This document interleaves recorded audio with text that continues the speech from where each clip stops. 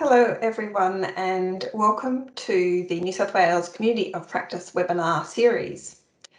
Thank you for joining us today, and my name is Louisa Mamouni. As host of the webinar, I acknowledge the traditional owners of the lands on which we are meeting. I'm on Garigal land, and wherever you are joining us from, I recognise this as Aboriginal land. I pay respects to elders past, present and emerging, and welcome any Aboriginal people who are joining us today. Shaun Cumming is our guest for this webinar today, and he is Director of Aboriginal Economic Wellbeing within New South Wales Treasury. Shaun joined Treasury last July when the Aboriginal Economic Wellbeing branch was established, having led economic development projects at the local government and community level. Shaun is an advocate for collaboration and collective impact and an entrepreneur by nature. An experienced and innovative leader in economic strategy and business advisory, and is motivated by improving opportunities and sustainable economic outcomes for all Australians. Shaun is a proud Garigal descendant, a member of the Aboriginal Business Sector Group, a founder of the Bayside Migrant Women in Business Network, and a board member of education charity Dev Inno and sporting association Red Star.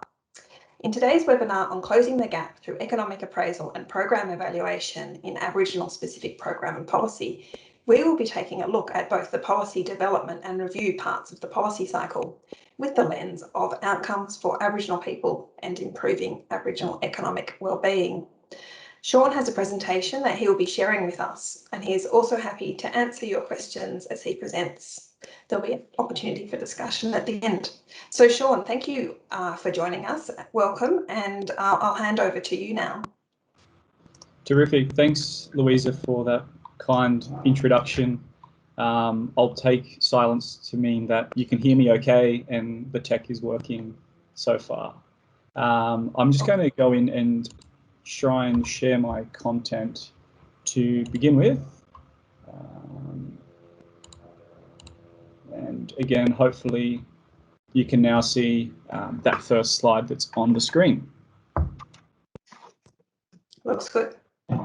Okay, so thanks again, Louisa, for the invitation today and for that acknowledgement of country. I'd like to acknowledge that I'm on the lands of the Garigal and Bidjigal people of the Eora Nation. Pay my respects to elders past and present, and any Aboriginal and Torres Strait Islander people joining us today. In that same breath, I'd like to also acknowledge my Garigal descendants. So for me, I'm a Garigal descendant, which is up at the mouth of Deerabin, which is, you might know that as the Hawkesbury River. And the Garigal people, they occupied the land at the mouth of the river around Broken Bay. Garigal being the northernmost Sydney clan. So I've been with Treasury just under a year as the Director of Aboriginal Economic Wellbeing. We sit within the Economic Strategy and Productivity Group, and we were a newly created branch last year. Outside of my work at Treasury and outside of my other commitments that you mentioned there, Louisa, I'm also an avid surfer. I'm an apologetic supporter of the Canterbury Bankstown Bulldogs, and after the weekend, I'm still quite disappointed with how that season's progressing. But back on topic, today's workshop or webinar is about closing the gap through economic appraisal and program evaluation. And closing the gap, well, that dates back to 2007, when there were 6 particular targets that were announced by COAG, and they were largely associated with life outcomes. The closing the gap targets were based on a 2005 report, and I guess you could say that with the work that's now taking place this year about a new a new updated version of closing the gap and the targets, as well as some priority reforms. We need a lot of work still to be done to be able to close that gap. For today's webinar as well, I would love nothing more than for questions on the run. So rather than banking all of your questions until the end, I'd much prefer that you simply pop in the chat box there. And Louisa, I hope you can monitor that one for me, and any other questions, feel free to ask as we go. So what led to the creation of our branch? On the left there, we've got the OCA plan, which is a plan for all of New South Wales government, owned by Aboriginal Affairs, and OCA standing for Opportunity, Choice, Healing, Responsibility, and Empowerment. Those are the 5 main pillars around the OCA plan. But the feedback that had been received was that the New South Wales government was not listening to Aboriginal communities and not partnering with them, and partnering over paternalism being one of the main pillars of OCA as well. And on the right there was the Ombudsman of New South Wales, and a review that was conducted a few years ago by the Deputy Ombudsman, Denny Lester. He conducted a review of OCA as well as a review of the initiatives of the New South Wales government around Aboriginal economic prosperity, and he recommended a raft of actions, of which Treasury was responsible for a few and took ownership of, and that's largely around Aboriginal economic prosperity and also around the Aboriginal business sector. There was also quite some work that was happening with the Centre for Evidence and Evaluation around specific or targeted programs for Aboriginal people and communities, and that the anecdotal evidence was maybe not matching with the evidence that was presented in economic evaluations and appraisals. So there was this need for having a team that understood what works on the ground, being able to develop that evidence, so then we can look to prioritise the state's resources on initiatives that are likely to close the gap. So how common is cost-benefit analysis in the assessment of programs? So cost-benefit analysis is one of the main ways that we appraise the effectiveness of a particular project or initiative, where we look to weigh up the costs and the benefits, and if it's likely to have benefits that outweigh the costs, then perhaps the project goes ahead. When it comes to cost-benefit analysis for Indigenous programs, though, we're not faring so well. So when we look at this breakdown of Indigenous program reports by type, you'll see on the left-hand side, and this was a study that the Centre for Independent Studies conducted in 2017, it found that only 3 of 111 programs underwent a cost-benefit analysis. Similarly, when the Commonwealth Productivity Commission conducted and published their Indigenous evaluation strategy, they found that only 4 of 117 targeted programs included any economic analysis. So when we're talking about the original Closing the Gap targets coming into effect in 2007, we're now in 2021, and largely a lot of these targets have either not been met, or the gap is widening in some areas, or the evidence is just really not there to be able to make a judgment as to whether that gap is closing. Obviously, our attention turns to what is the evidence that is available to us. How can we make sure that we are making decisions that are in the best interests of those that are targeted, so Aboriginal people and communities, but also from Treasury's perspective, when we're talking about the budget and making sure that the resources are allocated appropriately, how do we make those decisions and judgment calls? It's quite problematic. So the challenge we face as a branch is when we look to apply economic rigour to the Closing the Gap mandate, that Aboriginal specific programs very rarely undergo economic appraisal through cost benefit analysis.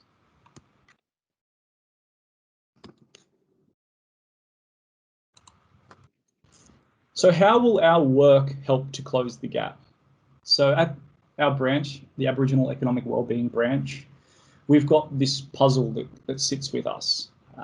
And for us, the puzzle we encounter is that despite billions in government expenditure and huge amounts of research, that outcomes for Aboriginal communities and Aboriginal people have not improved as expected. And there's still a lack of evidence about what works for improving Aboriginal economic wellbeing. So the first area for us is around the program evaluation. And so workstream number 1 is developing this Aboriginal economic prosperity outcomes framework. And this framework is being designed to allow Aboriginal people and communities to articulate the outcomes that they aspire to, and allows them to articulate what economic prosperity means to them. The second work stream is around economic appraisal through cost-benefit analysis, and we're developing a cost-benefit analysis framework that looks at what interventions will be most effective in improving Aboriginal economic wellbeing. And the cost-benefit analysis framework is largely around how are programs that incorporate and embed culture and have culture and connection to culture, connection to country, and connection to community at the fore. How can we make sure that those likely benefits that anecdotally we hear about, how can we capture those in a cost-benefit analysis? So it's about being able to quantify culture and be able to place a value on culture and be able to add that into the benefits column. So then these programs that we hear anecdotally that are working on the ground or are likely to work, that they have the best opportunity to receive the funding. And lastly, the third work stream for us is around Aboriginal economic development. So one of the recommendations from the Deputy Ombudsman was for there to be an annual State of the New South Wales Aboriginal Business Sector report. And so for our branch, where we've gone beyond just simply publishing a report or a dashboard, but actually looking at Aboriginal economic development holistically, looking at what opportunities and challenges there are, what are the opportunities from a government perspective around any reform, what regulations are maybe getting in the way or impeding the First Nations economy from growing. Are we as government doing the best that we can be here? And the question as well is, should we be just getting out of the way? Shaun, we have a question from Sarah Risch. So we'll try this very dynamic approach.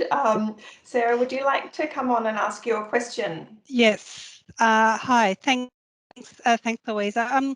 Shaun, I was just wondering, I've been talking with some colleagues in general, and bearing in mind I'm not an economist, just about some of the general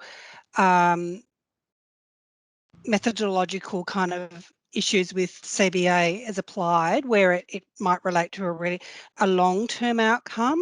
I'm imagining under Closing the Gap and in fact in OCA that there might be some really valuable outcomes that are being sought. And my question was there in the chat, like, does CBA in general lend itself to sort of evaluating those types of longer horizon things that are being sought? The short answer being yes. So it does. And then I guess the second part is the evaluation itself as well, with the program logic that's developed.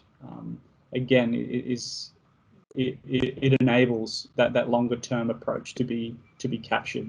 And when I turn a few slides ahead, we'll be looking at that longer term approach versus that short term mentality, because I think that the underlying issue with your question here is around that longer term funding and security of funding enables longer term outcomes to be achieved as well. And so if people have guaranteed funding for beyond, say, 12 months, that the outcomes being able to be achieved or the benefits themselves are going to be greater if that funding is secured over a longer period of time.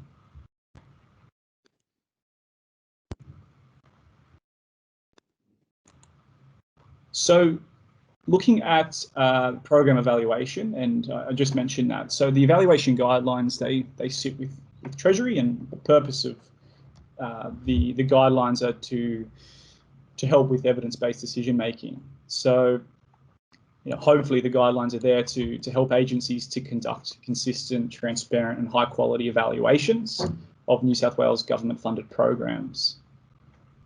Outcome evaluation is one aspect of the evaluation guidelines, and it seeks to verify a causal link between predefined program activities and outcomes.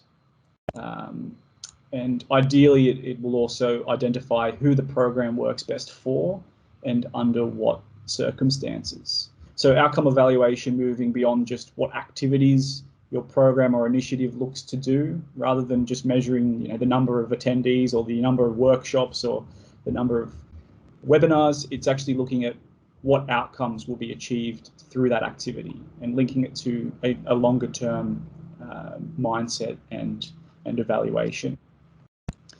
For Aboriginal people, well, you can say they're the most studied people, yet we still know very little about what works on the ground.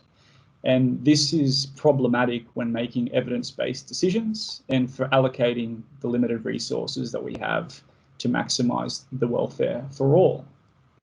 And why is that? Well, there's a raft of reasons, from service providers that have no ties to community, to programs that don't undertake evaluations, to evaluations that don't measure what's most important to Aboriginal people and communities. And what do the guidelines say? Well, the guidelines say you need to include the stakeholders in the journey. So who are the evaluation stakeholders? How can they be included in both the planning, the conducting, and then understanding the evaluation's findings?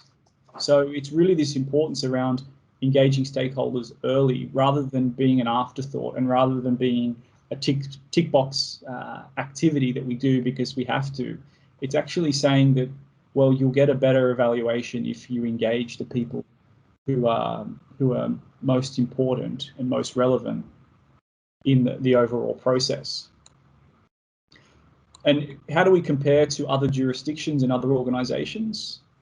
Well, on the left-hand side here, we've got the OECD, and they've got their wellbeing framework, where they've framed wellbeing according to there's about 11 key dimensions, from income and wealth to housing and health, environmental quality, all the way to civic engagement. And in New Zealand, what have they got? Well, they've got a wellbeing framework that as well looks at things like, four main capitals, from natural capital, human capital, social capital, to financial capital. Things like waste and energy, all the way through to trust in the government, and looking at being able to measure that, and being the longer term view of what the government should be doing is to maximise wellbeing for all. So as a branch, what are we doing? Well, we're creating the Aboriginal Economic Prosperity Outcomes Framework that allows Aboriginal communities to articulate what is most important to them for achieving economic prosperity. So this will ensure that we measure the things that they aspire to, rather than what we sitting at 52 Martin Place might think people are aspiring to. And this moves us from a planner's position to a searcher's. So what do I mean by planners and searchers? Well, this was coined by William Easterly, who is a professor at New York University, and it was largely relating to foreign aid and economic development in developing countries. And so he was most acclaimed for this distinction between planners and searchers.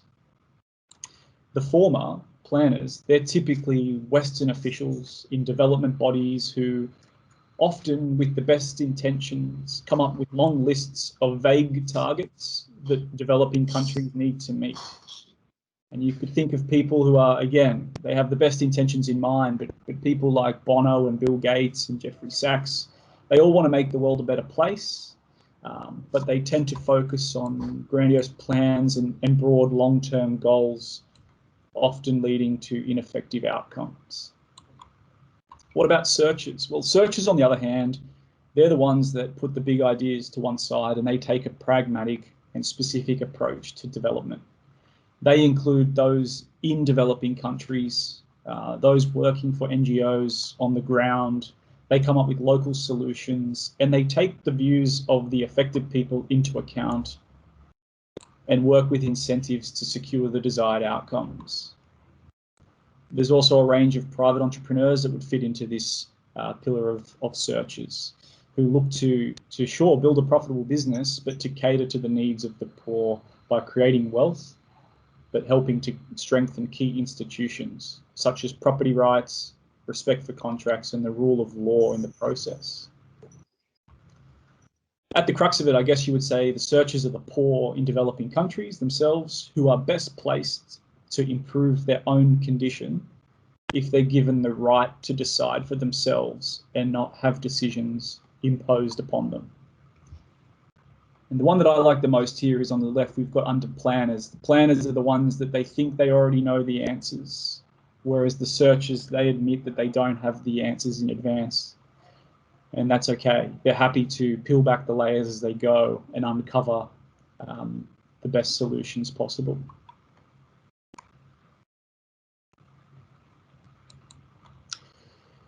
So within our branch, we're working by this idea of working within culture.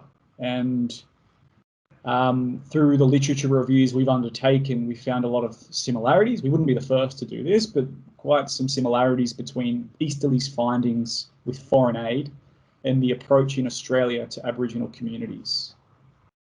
So again, a planner's view might be to have Aboriginal people move away from country. They then be isolated from traditional culture and community and their identity. Yeah, they'd be chasing perhaps higher income in the city. But on the left, we've got this traditional view, which we find is Aboriginal people have been searchers and have this searchers mentality for tens of thousands of years.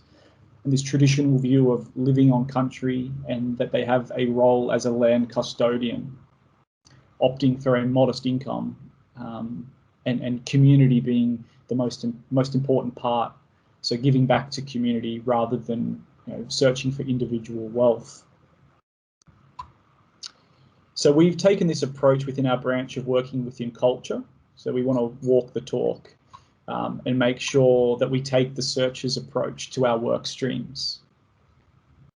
For the economic prosperity of Aboriginal people, it's important to understand the relationship to country, and that country is at the heart centre for Aboriginal people and has been so for tens of thousands of years. And they've made sure that the health of country is paramount. It's also important to understand the role of community and the importance of community, and that the health of the community and the health of country is the ultimate outcome.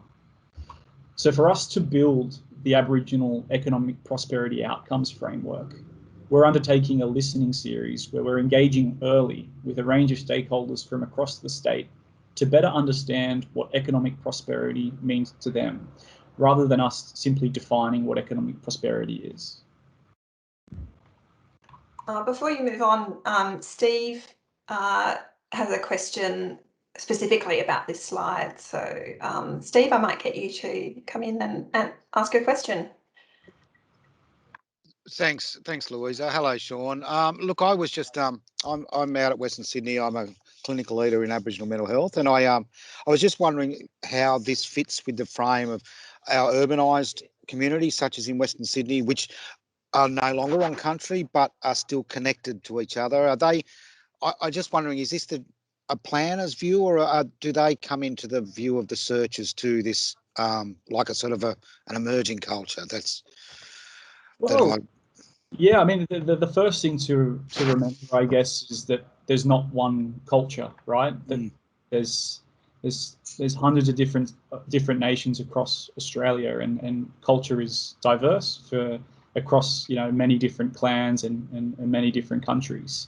And so I guess the question is around how does this look in 2021 in Western Sydney? And you would say that culture is changing, but that you can still have this searcher's mentality when you're, and you can still have a traditional view if you are still placing the importance of community. Like there's many people, and you'd know, Steve, that most Aboriginal people live in Western Sydney out of anywhere else in the country in terms of population numbers. But does that mean that they're not connected to their culture?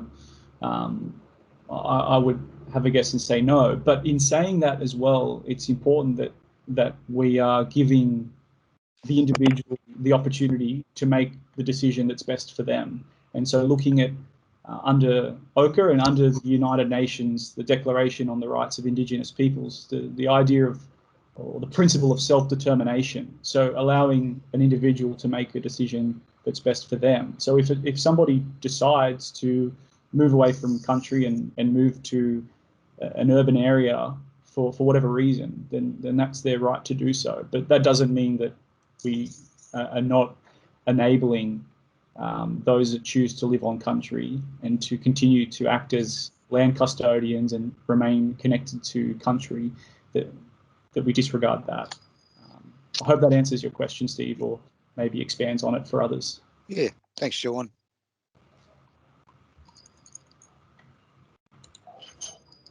So here's an example of a really impressive guy, Liam Ridgway, who I've had the chance to hear Liam speak a couple of times and met him up on Warramai country back in 2018. And Liam's a tech entrepreneur, and he's a guy that's worked for the big tech firms. He could be working for Google or Microsoft now, but he chooses to use his knowledge to strengthen and preserve culture. And what does Liam say? Well, he says that he's motivated by the impact that technology can have on our community to increase sustainability and productivity, but importantly, can play a pivotal role, or a vital role, I should say, in cultural knowledge, retention, and sharing. So here's somebody who is, I guess you would say, he's living a very 21st century life in the tech sector, but is still able to stay true to country, to community, and be able to still enable cultural knowledge, retention, and sharing, which is really impressive. And there's thousands of people just like Liam that are out there.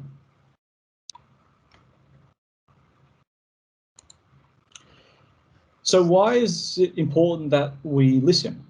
Why is it that we engage with stakeholders early rather than simply a tick box exercise when we've already made the decision and we're just doing it as a formality? Well, here's what we've typically found when consultants use a planner's approach.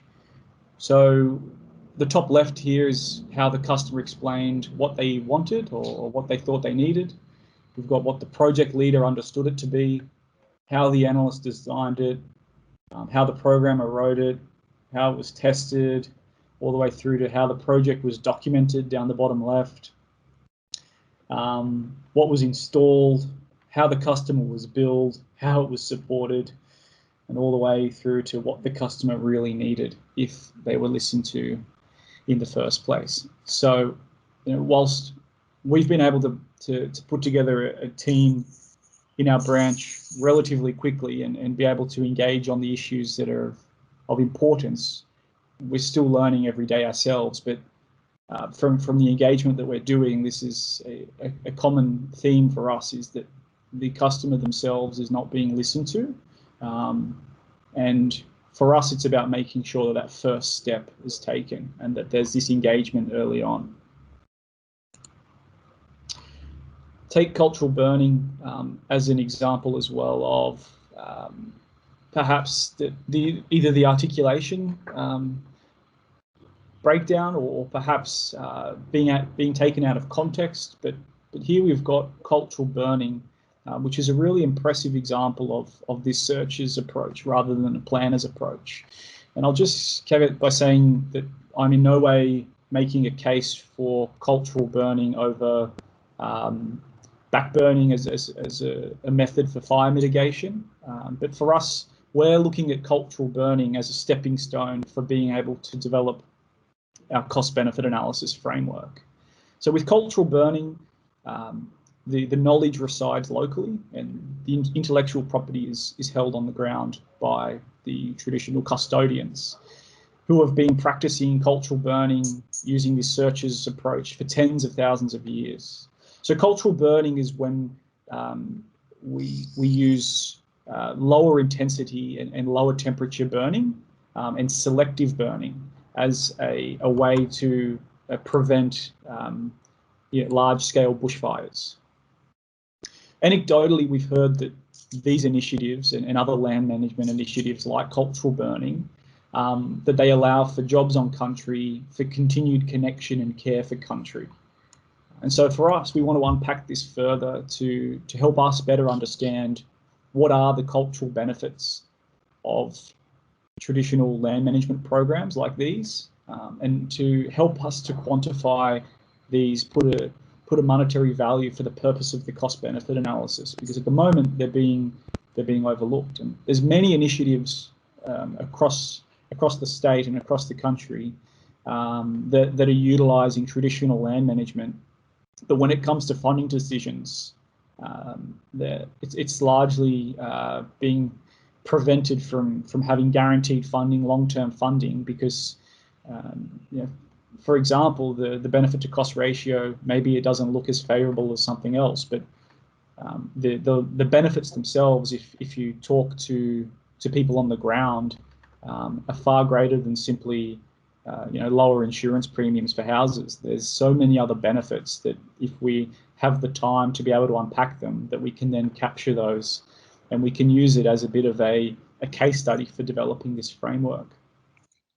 The top right there, you'll see the cultural burning that happened up in northern Australia. So we've got the impact of fires and the deforestation destruction from 54 through to 73, when there was no cultural burning, and then back in 2000. So it's really quite impressive. And the bottom left there, you'll see a little diagram there which shows the difference, I guess, in the heights there of the cool burning. So cool burning being another term for cultural burning. So the fire themselves is typically lower in height, it's cooler temperature, and it allows for just a burning of the load that's typically going to lead to larger scale bushfires that we saw not too long ago. Shaun, we have a question from earlier that we think might be good to ask now. Trang, do you want to come on and ask a question? Sure, thanks Louisa, and thanks Shaun. So I just have a question related to CBA and its role. So the thing is, CBA is a fundamental tool for Treasury to make a investment position or decision.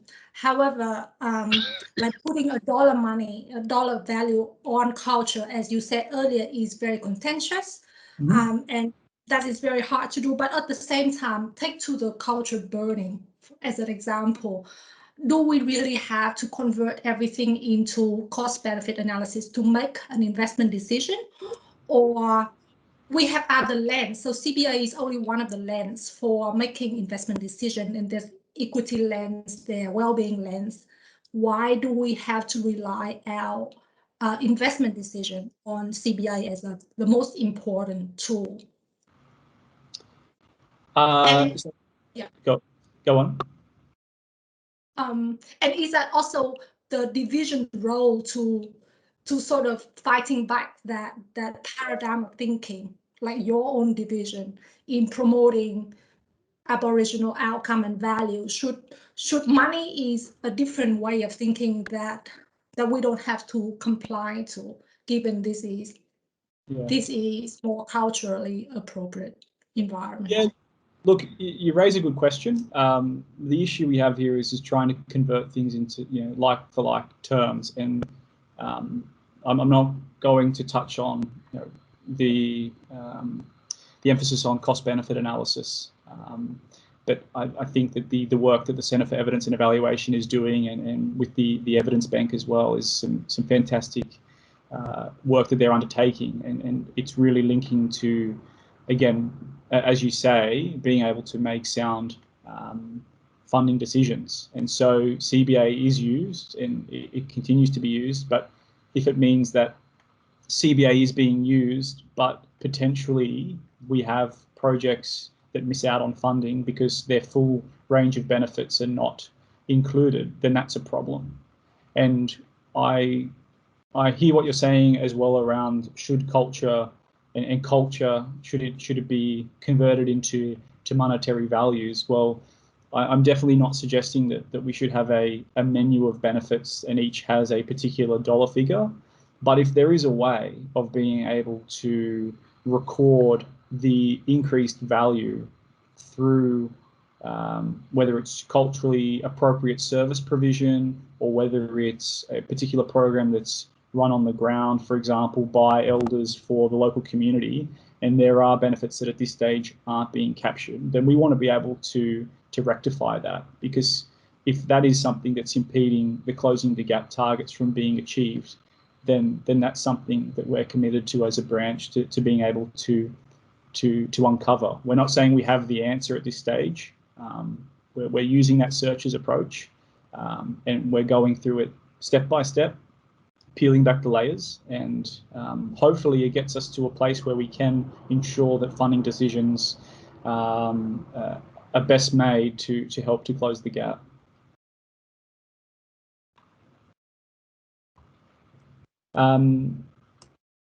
Another example here was the Roads to Home program, which is a fantastic program. Leslie and the team do a fantastic job over in DPI. And largely the Roads to Home project is about upgrading the roads in discrete Aboriginal communities across the state. And so the roads themselves are upgraded, and through the upgraded roads on what was old community title under the local Aboriginal Land Council system, the land themselves, which was community title, is then subdivided, so you've got individual lots. And this was quite I guess you'd say, a juxtaposition, the outcomes sought by government versus those considered important by the community. And when we were able to hear about this project and were able to talk with the consultants and with DPI, and we found that the people that had the best knowledge of this program weren't being listened to, and that in the cost-benefit analysis, the benefits that the appraiser had were very different to what the community had identified. So those that had the knowledge from on the ground, they were largely ignored in developing the business case. And for us, through taking that searches approach and placing the importance of listening above, that being the primary or the first thing that needs to take place, we found that this wasn't simply just a roads project, that this project wasn't just about reduced travel time. It was about real jobs on country throughout the project, but then beyond the project being completed, it was about real economic development being enabled. So through access to internet connections, through to waste now being able to be removed, having secure tenure of land, being able to have an individual postal box so you can receive things. There was so many different benefits that weren't originally captured, and it was about listening to those that were on the ground that were best placed to understand what the community really gets out of a project versus what a consultant thinks that the project leads to.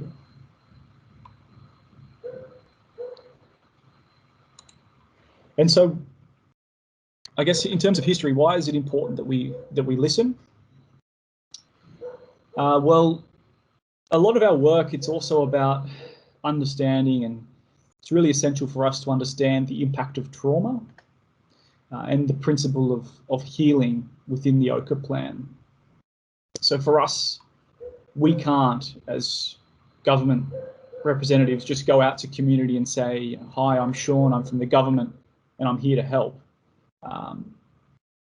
And I guess there's this idea of triggers around trauma, and for us it's about understanding the trauma that others have experienced. And the photo on the left is of Don Yates, who was he's on the Aboriginal Welfare Board. I think he was the liaison officer. And up around Armidale, a few decades back, new housing was built for the community, and Don he had the right intentions, although he was misguided, because when it came to approaching the community, he came in and said, you know, the welfare officer will come in as a friend, and that the government was here to help through the building of homes, but for many people there that had experienced children being removed, this in itself was a trigger for past traumas that had been endured. So although the approach was meant well, it was largely misguided. We could dive deeper into this example, and you'd find out that the homes were built on an old rubbish dump, and the people were actually forcibly removed from their land before, and I mean, there's a whole raft of issues here, but underlying is the importance to listen and to understand the history of others, to understand the causes of trauma and the triggers of trauma, and being able to make I guess culturally appropriate decisions as well. So for us, this importance around listening goes beyond just a nice to have. It's a must have for us.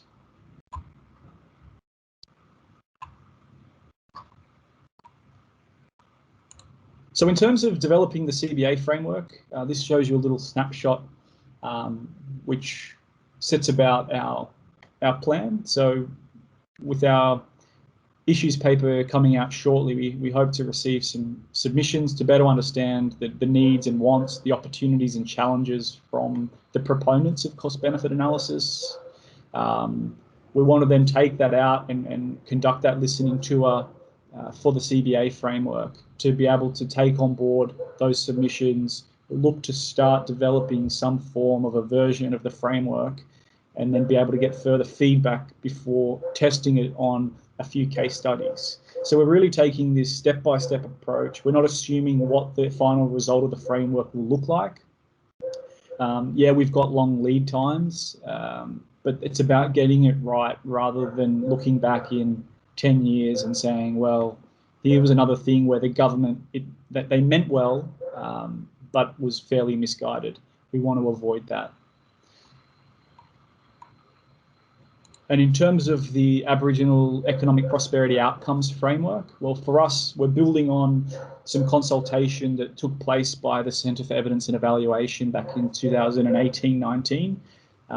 We've now conducted a series of literature reviews as well, looking at issues around or ideas around what is economic prosperity, how might you measure it, what are some high-level outcome domains, what are other jurisdictions doing. And then we're going about a series of one-on-one interviews as well as roundtables that we'll be scheduling for next month. And then we're looking to, again, build on that definition around what is economic prosperity, what are the outcome domains that I guess community articulates is what they aspire to in terms of improving economic prosperity. We want to do that before implementing any sort of framework. So again, you'll find here we've got longer lead times, but this is to ensure that we take that searches approach. And lastly is with the New South Wales Aboriginal Business Sector Report. So again, this was one of the recommendations that came from the Deputy Ombudsman, and is one that we've built on by looking at other areas of economic development beyond just simply this report. Largely when it comes to Aboriginal economic development, Aboriginal people, communities and enterprises are playing catch up, and that's largely due to the structures that have been established by government that have either set them up to fail or have prevented Aboriginal people, communities and enterprises from participating altogether. And this in itself prevents any opportunities for the accumulation of wealth and intergenerational wealth. So You've really got people that are starting behind the 8 ball, but then are working within a structure that's really set them up to fail. So these kind of structures I mentioned, they include issues around access to land and water, the right to use and develop land, and access to capital through mainstream institutions. So in terms of economic development, looking across the region, there's similar stories, but largely it's around farmers coming into town, 150 odd years ago. You've got under pastoral leases, farmers assuming land rights for pastoral enterprise, the movement of Aboriginal people onto unfavourable or undesirable land.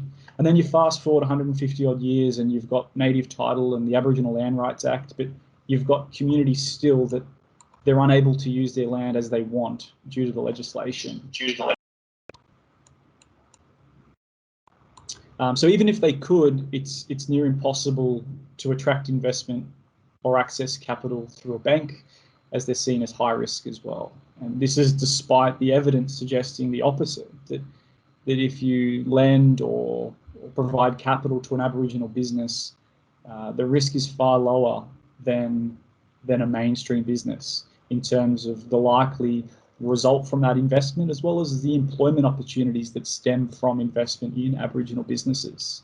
So for us, it's about looking at, within this report, the opportunities, the challenges of the first economy, as well as how can government either get out of the way or enable or assist further economic development.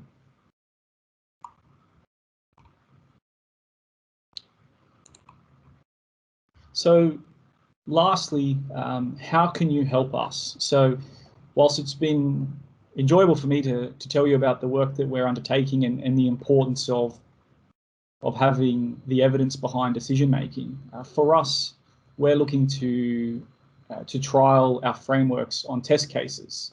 So we're hopeful for people across government to perhaps nominate any projects or policies that we could use in the development of our frameworks and the evidence base that informs them. So perhaps you remember a project that worked well and it didn't receive continued funding, or maybe there's one that you know of that anecdotally on the ground it seemed to be working really well, but for one reason or another it stopped, or maybe you know of current projects or policies that are working well, or you think that they're working better than maybe is being evaluated as, or perhaps there's something in the pipeline. Maybe you know of something that you think should be advanced, but maybe it's being curtailed for one reason or another. We'd love to hear about these particular projects or policies, so then they can help us to develop our frameworks.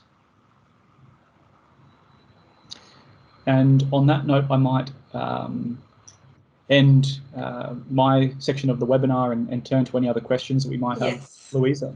We have lots of questions and we have about 10 minutes, so we're going to go through them pretty quickly, and I'd really like to start with Alexander. I don't think you asked your question before, Alexander, did you? Let's hopefully you can remember. It was about agreed processes for standardising benefits. Yeah, thanks, Shaun. And thanks for the presentation. It was really interesting to hear the work that you guys are doing. I'm at the Ministry of Health, and we have some programs that we're working on and developing evaluation strategies for. And one of the issues that we've come up against is that where it's quite sort of straightforward to standardise health benefits, in terms of, if you can save on average 1 year of life, there's just a number you can get from the Commonwealth Government that is the benefit there. Whereas for programs that are more down the line of kind of the social policy end of things, quantifying those benefits is more complicated. In particular, so at the moment I'm working on a project that's around reducing harmful sexualized behaviours in young people, and how do you benefit? How do you quantify the benefit that's accruing from that sort of program? And yeah, so I mean, do you have any thoughts on how to go about doing a CBA in that context? Because I guess we have moved away from a CBA and towards a cost consequence analysis approach. But if you've got any thoughts, I'd be really interested. I'd love to hear more about this, so maybe we can connect after the webinar. And I know that Ignatius and Laura, who are in our team and heading up that CBA framework and its development, I think this would be something they would also love to engage on. So perhaps we can have a chat afterwards. Yeah, great. Thank you. That sounds good. Like a good opportunity for further sharing of knowledge there. Celia, can you join and ask your question, please? Sure, thanks. And thanks, Shaun, for a really interesting presentation. My question was just around the timeframes and how you manage the tight timeframes to deliver such a ambitious task, given that this is a new approach and it takes a long time to genuinely engage and build relationships and get proper feedback from community into the framework. So I know you said it's longer lead-in times, but still, it's still quite tight to deliver such a task. So yeah, looking for your perspective on that. So when we would love to have a draft framework that we can begin testing it, we've got indicative timeframes, but I think largely it's about, for us, it's conveying to our senior execs. So for me, with our DepSec, Joanne Wilkie, and my executive director, Michael Garigal, is really communicating to them that there's a right and a wrong way to go about this, and we need to go through the right approach, but it means that there's the potential that the timeframes that they may shift, and they're just simply indicative at this point. So getting the support of those leaders early on in the piece and being able to communicate the importance and why that's relevant has been really helpful for us, because I would say it's removed some of that pressure. And although we all have pressure to deliver and people want to see output and they want to see something published, it's about ensuring that you've got that support from those that are around you and above you, so that the work itself can best reflect that searcher's approach, and making sure we get it right rather than getting it just completed for the sake of a particular deadline. So Levi, can we have your question, please? Thank you, Celia. Hello, Shaun. I get the sense that there's a preference for CBAs over other types of economic evaluation. And this is a similar-ish question to what Alex asked. Why is that so? Why is that preference there? Because in infrastructure delivery, for example, CBAs tend to be fairly uncontroversial, but in social policy, there may be alternatives. So yeah, just some thoughts from you. Thank you. Yeah, it's a good thought, and it's a thought that many have. I think the evidence suggests, particularly when you look at other jurisdictions, of when cost-benefit analysis is used, particularly in social policy as well, that the outcomes that can be achieved are very large and substantial. So it's really worth consideration. I think that's been largely the basis for a lot of the work that the Centre for Evidence and Evaluation is now undertaking, particularly with the work of the Evidence Bank. But maybe a debate for another forum. But I think, and from my perspective, is that CBA can be used for social policy, and it can be used well. But can it be used in every particular instance? Perhaps not. So, but maybe we can take that one offline as well. And Ruth, you have a question about how this relates to outcomes and outcomes budgeting. Thanks, Louisa. Yes, that's essentially the question, and I'm aware of the contact and the work being done that we've had from Annie Pettit. I'm just wondering how if you could clarify the relationship between this piece and that. Yeah, excellent question. And so it was a decision by ERC fairly recently to better embed Indigenous outcomes in the outcome business plans across clusters. And I know that Annie and Rick and his team, Caleb and Jackson, that they're really working hard to see that realised. The aim would be that when the framework is developed, that there are certain outcomes that could be easily incorporated into outcome business plans. But at this stage, because our framework is still being developed, that's not something that is a resource for use at this stage. But I would hope that once our framework is developed, then that would be something that could be a guide for how do you incorporate and include Indigenous outcomes in OBPs. Shaun, we have a few people who are wanting to know, I guess, how to take you up on the offer of helping, looking for test cases. Is that best? Are they best to email you? Yeah, email would be best, and I'm happy to drop the email in the chat once I end the slideshow. Okay, great. And people are also asking for your presentation, so hope you share it with us after. There were a few other questions or comments people wanted to make on this concept of searchers and planners. Would anyone like to kind of come back to that issue? I know it sparked some interest in that concept. So I think we had questions earlier on that. If anyone wanted to join back in, Andrew, I think, and Kylie.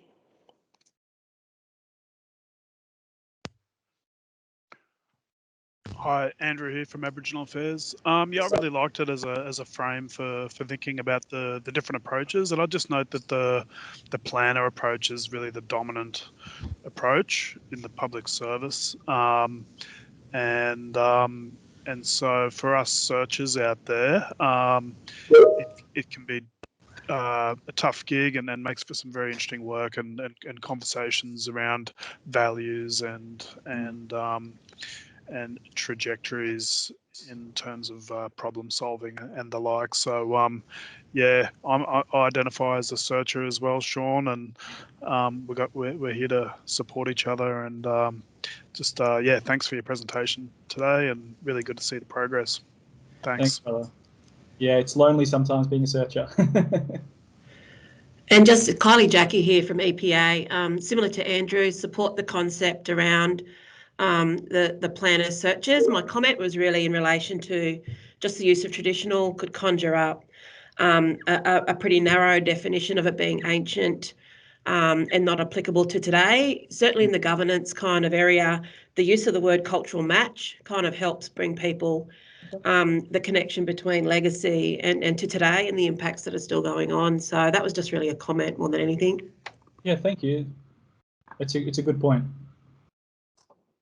So looking at the time, I'm afraid that we do need to wrap up. So thank you for your questions, and I think that's been a great Q&A session. On behalf of the community of policy professionals, I wanted to thank Shaun for taking the time to speak with us and sharing the thoughts that Treasury are now having in this space, which is pretty novel actually, but when you think about, you know, a Treasury department turning their minds to such a significant and culturally important issue. So thank you very much, and thank you to our audience for their interest and enthusiasm in policy. If you haven't yet joined the New South Wales Community of Policy Professionals, I really encourage you to do so, and you can get access and communication about a range of webinars that we have coming up, and also access to our back catalogue, which is starting to develop quite a long and broad-reaching scope across the New South Wales government. So if you haven't done so, please have a look. We I wanted to thank Oscar as well. And if you're wondering what's coming up with the New South Wales Community of Policy Professionals, we have a webinar on the 26th of May, and I really hope that you can join us for that, because we have an exclusive with the New South Wales Premier Gladys Berejiklian, so we're looking forward very much to that. But for now, until then, thank you very much, and we'll see you next time. Take care.